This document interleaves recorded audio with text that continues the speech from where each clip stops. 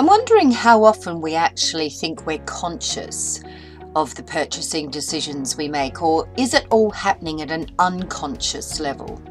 So what I'd like to do is take what I call the SenseAble approach to consumption, and that's essentially looking at how the 5 senses interact with each other and how they play a key role in the purchasing process.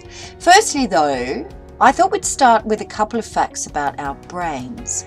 So the brain is about 100,000 years old, and it's capable of 200 million billion calculations per second.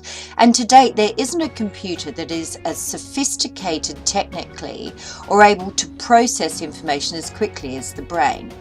And women, interestingly, have 4 times as many neurons than men in connectivity, allowing them to use both rational and emotional filters consecutively.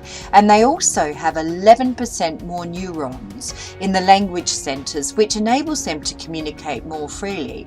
And I don't think that's a big surprise to anyone. Let's move on to the senses.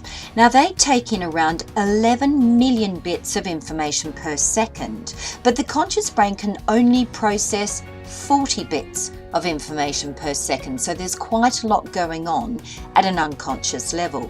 We're all highly visually stimulated, and 25% of the brain is involved in visual processing, and it's certainly at the top of our senses.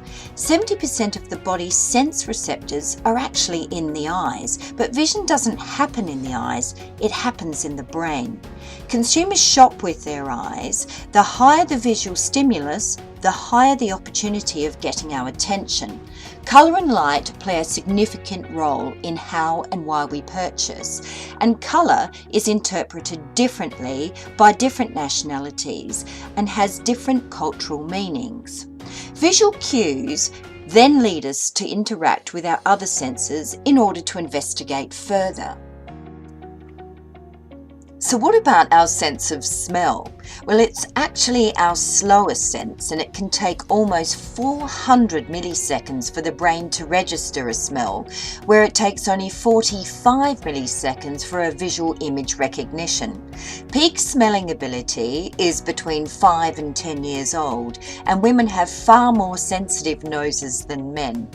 Odours elicit far greater emotional and evocative memories than any other sensory cue, and it's through association and memory, odours and subsequent exposure to that odour can trigger specific emotions that have direct impact on mood and behaviour. What about our sense of hearing?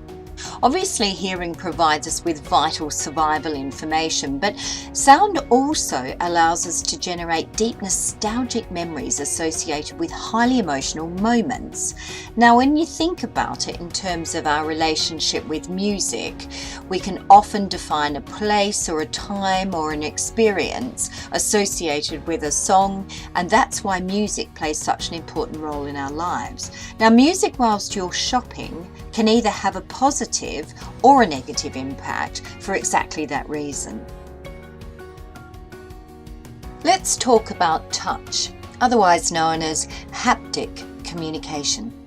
Interestingly, except for the sense of touch, all our other senses operate through a medium like air, water or saliva. Now, touch is usually the only way that allows us to feel things that come into contact with us, and touch can only generally feel one input at a time.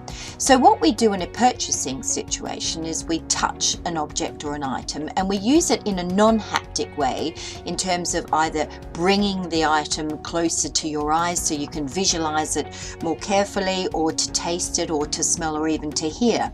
We also touch to obtain haptic information such as specific weight, texture or temperature, even density of an item. And also the hedonic touch experiences, where we like to touch things because they have sensory input which could be experiential or even fun. And finally, let's talk about taste. The taste buds assess the chemical qualities of the food, so that's why you can identify whether something is sweet or potentially sour. It obviously plays a vital role in our survival, but it also has quite strong social and emotional associations. Food that you eat as a child will bring back some fabulous memories, or even the term comfort food we can all relate to. So taste is all five senses. How something tastes depends on how it looks, how it feels, how it smells, or even how it sounds. So what does it actually all mean, and what is going to attract you and certainly hold your attention out there in the marketplace? I've put together a guideline that potentially may assist you in understanding how and why you purchase the things you do. Now, firstly, you will be attracted to light, and how something is lit will often define colour, of which you will also be attracted to, whether it be for cultural or emotional reasons. Beauty is another factor. A very high percentage of it, the products that we purchase, are associated with beauty because the brain craves beauty and can also measure it. We're quite curious as well, so something that is unique and has a novelty factor can also attract us. Consistency too. If we've previously bought something, we have confidence in that product, then we will consistently move forward to purchase that product again. Now, being emotionally engaged with the product is really a big factor in why and how we purchase, and I'm sure a lot of us have made emotive purchases previously. Clear merchandising messages are really important because the brain gets very confused if it's faced with clutter. So whilst we think we're consciously shopping, a lot of our decision processes are actually made at an unconscious level. So now go out there, assess your shopping environment to see if it's actually delighting your senses.